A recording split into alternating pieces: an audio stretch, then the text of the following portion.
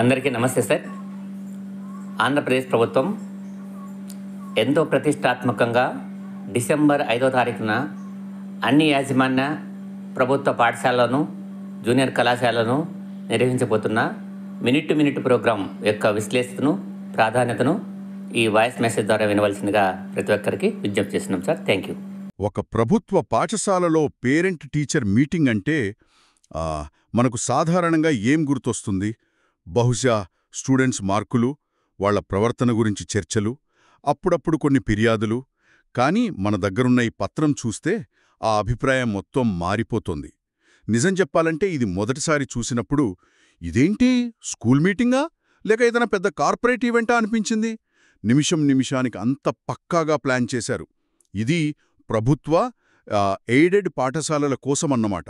దీని పేరు mega parent teacher meeting 3.0. ఆ పేరులోనే ఉంది కదా, మెగా ఇంకా 3.0 ఒక సాఫ్ట్వేర్ వర్షన్ లాగా. అవునవును, మీరన్నది కరెక్ట్. ఇది కేవలం ఒక టైం టేబుల్ కాదు, ఇది మన విద్యావ్యవస్థ ప్రాధాన్యతలు ఏంటో చూపిస్తుంది. అంటే అది తల్లిదండ్రులను, సమాజాన్ని ఎలా భాగస్వామ్యం చెయ్యాలనుకుంటుందో చెప్పే ఒక ప్రణాళిక అన్నమాట. ఇందులో ప్రాథమిక పాఠశాల విద్యార్థులకు, ఉన్నత పాఠశాల విద్యార్థులకు మధ్య ఎంత స్పష్టమైన తేడా చూపిస్తున్నారంటే ప్రతి అంశం వెనక ఒక లోతైన ఉద్దేశముందని అర్థమవుతుంది. అయితే ఇంకా ఆలస్యం ఎందుకు, ఈ ప్రణాళిక లోతుల్లోకి వెళ్దాం. దీని వెనుకున్న అసలు ఉద్దేశమేంటో చూద్దాం. ఉదయం 9 గంటల స్వాగతం నుండి మధ్యాహ్నం డొక్కా సీతమ్మ మధ్యాహ్న భోజనం వరకు ఈ షెడ్యూల్లోని ప్రతి అంశం మనకు ఏం చెబుతుందో పరిశీలిద్దాం. సరే, ముందుగా కార్యక్రమం ఉదయం 9 గంటలకు ఘనస్వాగతంతో మొదలవుతుంది. ఇక్కడ ఒక ఆసక్తికరమైన విషయమేంటంటే కేవలం తల్లిదండ్రులు మాత్రమే కాదు, పరోపకారులు, పాత విద్యార్థులు, స్కూల్ మేనేజ్మెంట్ కమిటీ అంటే ఎస్ఎంసీ సభ్యులు, ఇంకా ప్రజా ప్రతినిధులు కూడా. అవును, అందర్నీ పిలుస్తున్నారు. ఇది మంచి విషయమే, కానీ వాళ్లను కూర్చోబెట్టే విధానంలో ఒక చిన్న తేడా ఉంది. తల్లిదండ్రులు, విద్యార్థులేమో వాళ్ల క్లాస్ రూమ్లలో కూర్చుంటారు.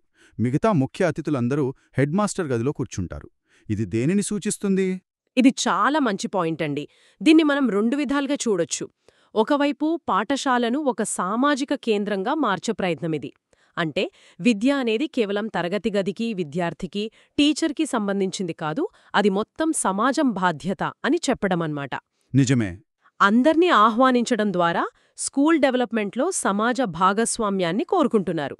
కానీ మీరన్నట్టు ముఖ్య అతిథులను వేరే గదిలో, అది హెడ్ మాస్టర్ గదిలో కూర్చోబెట్టడమనేది మన వ్యవస్థలో ఇంకా పాతుకుపోయిన ఒక అధికార క్రమాన్ని సూచిస్తుంది. కరెక్ట్, ఒక హైరార్కీ లాంటిది. అవును, అందరూ సమాన భాగస్వాములే అని పిలిచినా ఆచరణలో ఇంకా కొన్ని తేడాలు ఉన్నాయి అనే భావన కలుగుతుంది. ఇక 9:30 నుండి 10:50 వరకు, అంటే ఏకంగా 80 నిమిషాలు. చాలాసేపు. అవును, అసలు చర్చ ఇక్కడే జరుగుతుంది. క్లాస్ టీచర్ తల్లిదండ్రులతో కారిడార్లో ఒక డెస్క్ దగ్గర ఫేస్ టు ఫేస్ మాట్లాడతారు. 80 నిమిషాలంటే వినడానికి చాలా ఎక్కువ టైంలా అనిపిస్తుంది. కానీ ఒక్క క్షణం ఆలోచిద్దాం.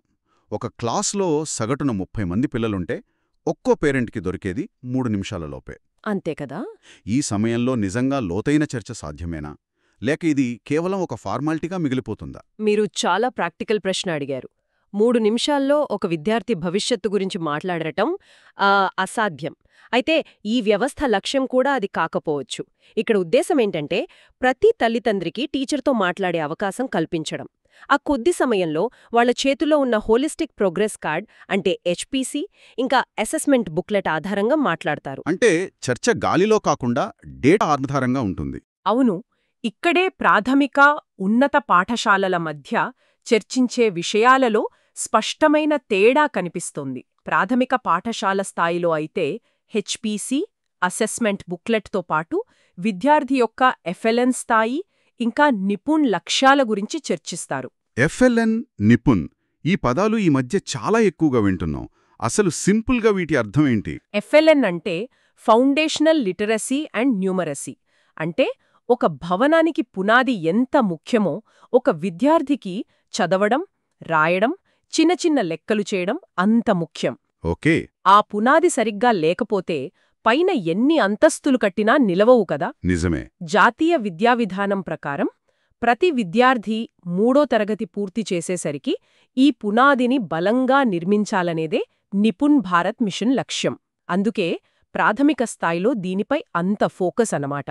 మరి ఉన్నత పాఠశాల సంగతి? అదే ఉన్నత పాఠశాల విషయానికి వస్తే షెడ్యూల్లో కేవలం హెచ్పీసీ మరియు అసెస్మెంట్ బుక్లెట్ గురించే ప్రస్తావించారు. ఎఫ్ఎల్ఎన్, నిపుణ్ లాంటి వాటిపై చర్చ లేదు. అంటే హైస్కూల్కొచ్చేసరికి ఆ పునాది ఆల్రెడీ పడిపోయిందని వ్యవస్థ అనుకుంటోందన్నమాట. అది కొంచెం ఆశావాదం కాదా? మధ్యలో వెనుకబడిన విద్యార్థుల పరిస్థితి ఏంటి మరి? అది 100% సరైన ప్రశ్న. వ్యవస్థ కొన్ని అంచనాల మీద పని చేయాల్సి ఉంటుంది. అందరూ పునాది పూర్తి చేసుకున్నారనే అంచనాతోనే హైస్కూల్ సిలబస్ ఉంటుంది. కానీ ఆ పునాది వీక్గా ఉన్న విద్యార్థులను గుర్తించి వాళ్లకోసం స్పెషల్ క్లాసులు పెట్టాల్సిన బాధ్యత కూడా వ్యవస్థపై ఉంది. ఈ మీటింగ్లో ఆ ప్రస్తావన లేకపోవడం ఒక లోపమే. ఇది చాలా ఆసక్తికరంగా ఉంది. సరే, ఈ 3 నిమిషాల స్పీడ్ డేటింగ్ లాంటి పేరెంట్ టీచర్ మీటింగ్ కోసం ఒకరు వెయిట్ చేస్తున్నప్పుడు మిగతా వాళ్ళు క్లాస్లో ఖాళీగా కూర్చోకుండా ఏం చేస్తారు? వాళ్లకు టీవీలు లేదా ఇంటరాక్టివ్ ఫ్లాట్ ప్యానల్స్ ఐఎఫ్పీల ద్వారా కొన్ని వీడియోలు చూపిస్తారు. ఇది చాలా తెలివైన ఆలోచన. అవును, ఈ వీడియోల టాపిక్స్ కూడా చాలా జాగ్రత్తగా ఎంచుకున్నారు. ప్రాథమిక పాఠశాలల తల్లిదండ్రుల కోసం leap app installation, guaranteed FLN, good touch and bad touch, career guidance, mental health, skill education, మాదక ద్రవ్యాల గురించి, బాలల వేధింపులు, బాలికా విద్య. ఇంకా good touch and bad touch కూడా ఇది రెండిట్లోనూ కామన్గా ఉంది. అవును, ఇక్కడ మనం ఒక స్పష్టమైన వ్యూహాన్ని చూడొచ్చు. తల్లిదండ్రుల వెయిటింగ్ టైంని కూడా వేస్ట్ చేయకుండా దాన్ని కూడా ఒక ఎడ్యుకేషన్ అవకాశంగా వాడుకుంటున్నారు. నాకు గుర్తుంది, ఒకప్పుడు పీటీఎం అంటే కేవలం కంప్లైంట్ సెషన్లా ఉండేది. మీ అబ్బాయి అల్లరి చేస్తున్నాడు, మీ అమ్మాయి చదవటం లేదు అనే మాటలే వినిపించేవి. అవును. కానీ ఇక్కడ పాజిటివ్ పేరెంటింగ్ వీడియోలు చూపించటమనేది ఎంత పెద్ద మార్పో చూడండి.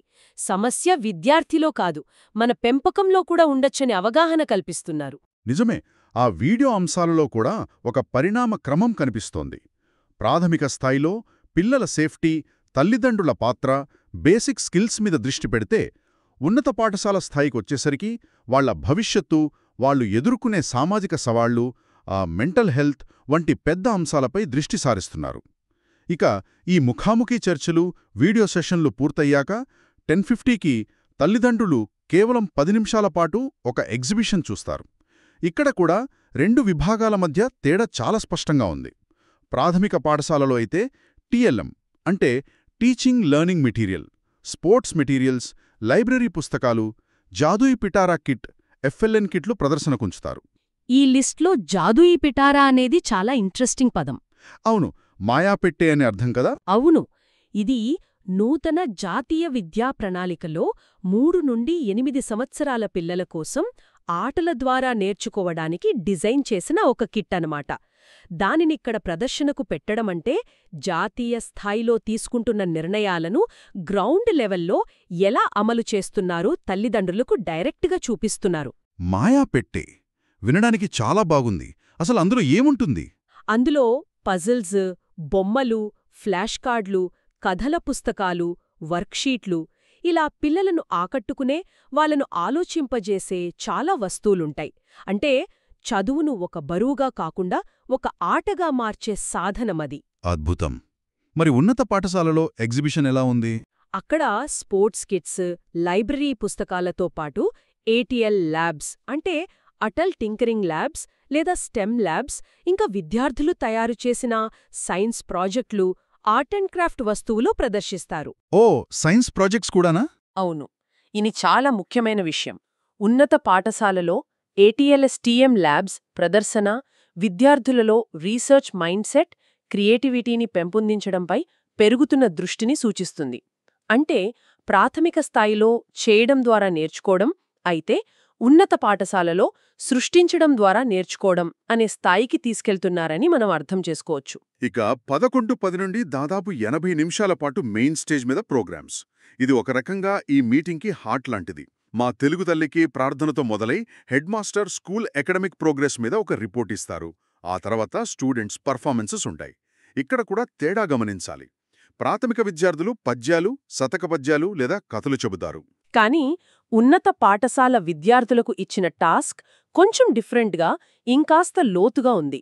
వాళ్ళు విలువల విద్యా పుస్తకం నుండి ఒక పద్యం చెప్పి దానికి వివరణ కూడా ఇవ్వాలి. కేవలం చెప్పడం కాదు, వివరణ కూడానా? అవును, ఇది చాలా కీలకమైన మార్పు. కేవలం బట్టి పట్టి అప్పజెప్పడం కాదు, దాన్ని అర్థం చేసుకుని విశ్లేషించి దానిపై తమ అభిప్రాయాన్ని చెప్పే సామర్థ్యాన్ని ప్రోత్సహిస్తుంది. ఇది క్రిటికల్ థింకింగ్కి పునాది వేస్తుంది. సరిగ్గా చెప్పారు. ఆ తర్వాత ఒక అత్యంత ముఖ్యమైన ప్రదర్శన ఉంది. బాలికలు ఆత్మరక్షణ ప్రదర్శన అంటే సెల్ఫ్ డిఫెన్స్ యాక్టివిటీ ఇస్తారు. ఇది షెడ్యూల్లో ప్రత్యేకంగా చేర్చారు. చాలా మంచి ఆలోచనే. కానీ కేవలం ఒక 10 నిమిషాల ప్రదర్శనతో అమ్మాయిలకి నిజంగా ధైర్యమొస్తుందా? లేక ఇది కేవలం ఒక సింబాలిక్ చర్య, మేము ఏదో చేస్తున్నాం అని చూపించుకోవడానికేనా? నిజమైన స్కిల్స్ నేర్పడానికి కంటిన్యూస్ ట్రైనింగ్ అవసరం కదా? మీరడిగింది చాలా ముఖ్యమైన ప్రశ్న. ఒకే ఒక్క ప్రదర్శనతో ఎవరూ నిపుణులు కాలేరు, అది నిజమే.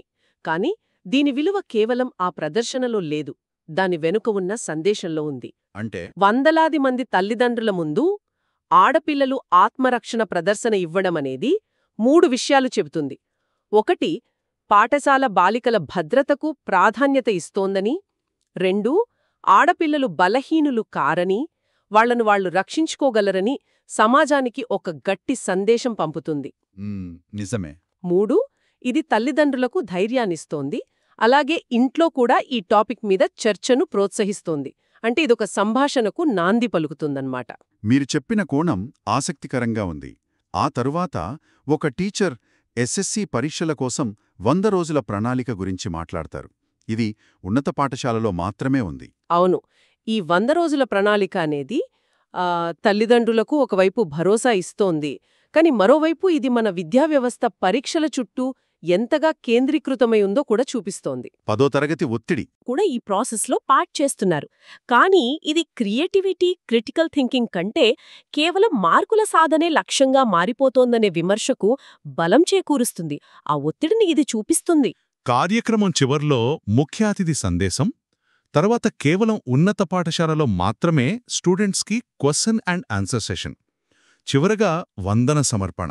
ఇవన్నీ పూర్తయ్యాక 12:45 నుండి అందరికీ డొక్కా సీతమ్మ మధ్యాహ్నబడి భోజనం వడ్డిస్తారు. ఈ పేరు పెట్టడం వెనుక ఏదైనా ప్రత్యేకత ఉందా? ఖచ్చితంగా ఉంది. ఇది మొత్తం ప్రణాళికలోని ఒక అద్భుతమైన సాంస్కృతిక స్పర్శ. మధ్యాహ్న భోజన పథకానికి మిడ్ డే మీల్ స్కీమ్ అని మామూలుగా పిలవచ్చు. అవును. కానీ దానికి అన్నదానానికి ప్రసిద్ధి చెందిన డొక్కా సీతమ్మ గారి పేరు పెట్టడం అనేది ఒక సాంస్కృతికమైన, ఒక ఎమోషనల్ విలువను జోడిస్తుంది. ఆమె తన జీవితాంతం కుల, మత, ప్రాంత భేదాలు లేకుండా ఆకలితో ఉన్నవారికి అన్నం పెట్టారు.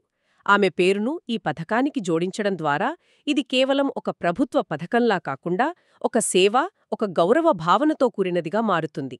ఇది మొత్తం కార్యక్రమాన్ని ఒక పాజిటివ్ నోట్తో ముగిస్తుంది. మొత్తం మీద చూస్తే ఈ షెడ్యూల్ను విశ్లేషించిన తర్వాత నాకనిపించిందేంటంటే, ఇది కేవలం ఒక పేరెంట్స్ మీటింగ్ కాదు.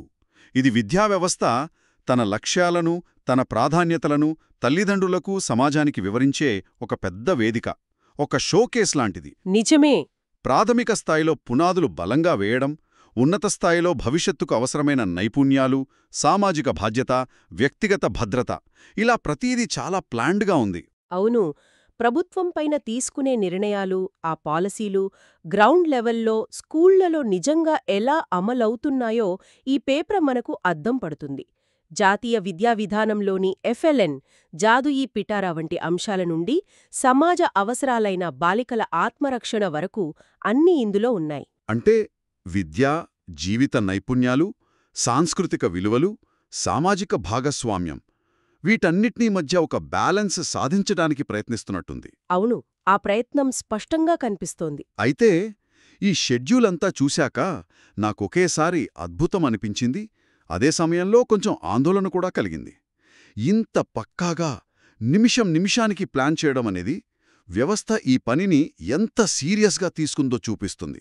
ఇది ఒక వ్యవస్థీకృత విధానానికి, నాణ్యత ప్రమాణాలను పాటించడానికి చిహ్నం. అవును,